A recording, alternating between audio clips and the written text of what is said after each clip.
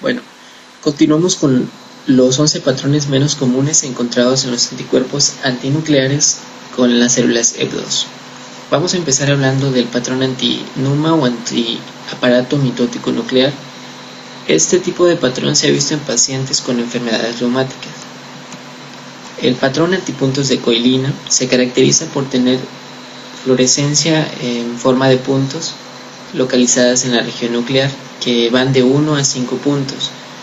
No se van a encontrar más de 6 puntos en los antipuntos de coilina, siempre va a ser de 1 a 5 puntos. No tiene una correlación clínica clara a la fecha. El patrón centriolar se caracteriza por tener 2 puntos fluorescentes en el núcleo que corresponden a los centrioros celulares y no tienen una correlación clínica clara a la fecha. El patrón de puntos nucleares múltiples. Bueno, este tipo de patrón podría asemejar los puntos de coilina, ya que se va a presentar puntos de fluorescencia en el núcleo. Sin embargo, este punteado va a ser de hasta 13 puntos, menos de 13 puntos. Y pues obviamente va a tener más de 5 y menos de 13. No tiene una correlación clínica clara a la fecha.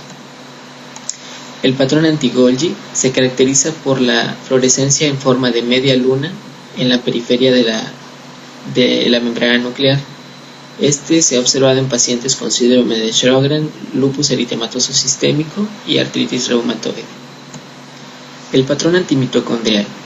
Bueno, en este patrón vamos a observar como una serie de redecillas en el citoplasma con unos espacios intercitoplásmicos que no van a estar marcados por fluorescencia. Este patrón, como podrán observar, se da ya en citoplasma, ya no se asocia con el núcleo de la célula. Se presenta en un 100% de pacientes con cirrosis biliar primaria. El patrón lisosomal, al igual que el patrón mitocondrial,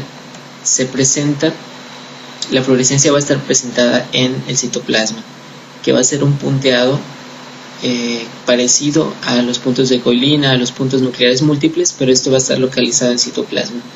No tiene una correlación clínica clara a la fecha. El patrón antiactina. Este patrón los anticuerpos están dirigidos contra los filamentos de actina de la célula y se va a observar como en la imagen con unos haces fluorescentes que corresponden a los filamentos. La prevalencia es del 40-90% en enfermedades como hepatitis autoinmune crónica activa. El patrón ribosomal, que también es observado en citoplasma, se caracteriza por una fluorescencia uniforme en el citoplasma sin espacios intercitoplásmicos y puede o no presentar fluorescencia en los nucleolos. Se ha visto en pacientes con lupus sistémico eritematoso. Los anticuerpos antígeno SCL70 es una mezcla parecida al patrón homogéneo y nucleolar que nos va a dar, es característico de escleroderma. Los anticuerpos antiantígeno JO1 o JO1 se caracteriza por la presentación de unos punteados que semejan la constelación y estos se presentan en toda la célula, ¿no? Citoplasma y núcleo. Son idiopáticas de miocitosis. Los patrones atípicos resultan de la combinación de dos o más de los patrones que analizamos anteriormente. Puede ser patrón homogéneo con patrón centromérico, patrón homogéneo más patrón nucleolar, patrón centromérico más patrón mitocondrial, patrón moteado fino, patrón nucleolar más patrón anti-Golgi, patrón de puntos de coilina y patrón homogéneo, patrón de puntos nucleares múltiples más patrón mitocondrial, patrón de puntos nucleares múltiples más mitocondrial más nucleolar y otras combinaciones que pueden resultar de la mezcla de varios patrones comunes y no comunes. Y bueno, eso corresponde a los anticuerpos antinucleares y como podrán haber notado, no solamente reaccionan contra la fracción nuclear, sino también contra las fracciones citoplasmáticas. Los anticuerpos anti-DNA nativo se encuentran, el sustrato corresponde a un protozoario conocido como Critidea lucilae. Este parásito tiene una característica muy importante que es la presencia del cinetoplasto o cinetoblasto. que es una región en la que se localiza el DNA doble cadena, con el que van a reaccionar los anticuerpos que se encuentran en el suero del paciente. Aquí lo importante es observar que el cinetoplasto tenga fluorescencia. Es una estructura redonda, muy uniforme, y que va a tener una fluorescencia intensa en la laminilla. Cuando esté negativo no vamos a observar esa fluorescencia. En este caso las imágenes se encuentran amplificadas a 100 por 100x, pero es importante observar con cuidado la laminilla y ver que esa fluorescencia en el cinetoplasto sea fuerte, sea uniforme. Los anticuerpos antimitocondriales utilizan como sustrato riñón de rata.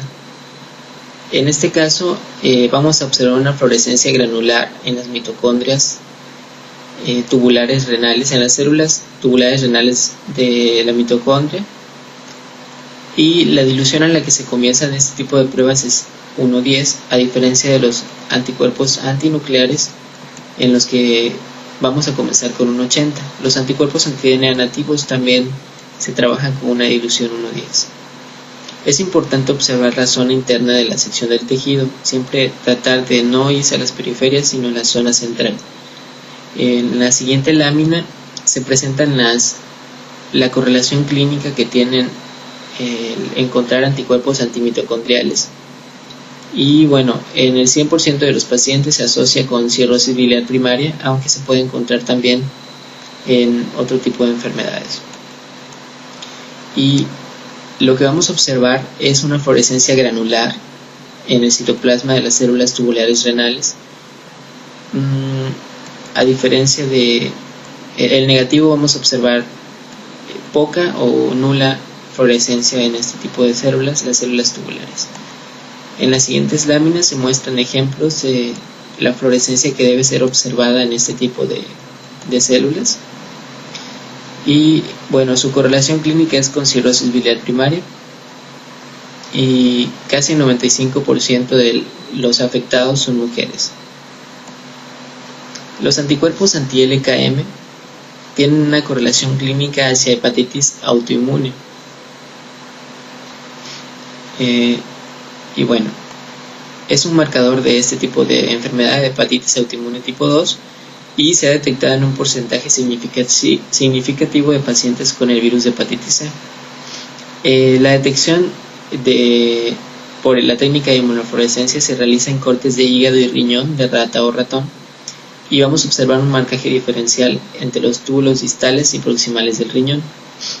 En las células de hígado vamos a observar fluorescencia moteada, fina e intensa, presente en todo el citoplasma celular, y en las de riñón de rata, en las mitocondrias, vamos a observar fluorescencia intensa en las células de los túbulos renales proximales y ausencia de esta en los túbulos distales. Con estos dos patrones que vamos a observar en hígado y riñón es que vamos a determinar cuando la prueba de LKM es positiva. Los anticuerpos antimúsculo liso tienen como sustrato estómago de rata. Lo que vamos a observar es fluorescencia en la mucosa muscular, en las capas musculares de los vasos sanguíneos y las fibras interglandulares del estómago de la rata. La correlación clínica es con hepatitis autoinmune crónica activa y cirrosis biliar primaria en el 22% de los casos. Y bueno, lo importante es localizar la mucosa muscular y observar que es positiva. Podemos ver también que hay fluorescencia en los vasos sanguíneos y fibras interglandulares, pero la mucosa es la principal característica que vamos a encontrar en este tipo de células o de cortes de tejidos. En las siguientes imágenes se muestran diferentes ejemplos de la fluorescencia en la mucosa muscular, en las capas musculares de vasos sanguíneos y las fibras interglandulares. Y bueno, su correlación clínica es con hepatitis crónica activa, y pues se han descrito que los anticuerpos van dirigidos contra varias proteínas estructurales y contra el núcleo. Y bueno, en la siguiente presentación continuaremos hablando de los anticuerpos anticitoplasma de neutrófilos y terminaremos de explicar lo que son las pruebas de inmunofluorescencia.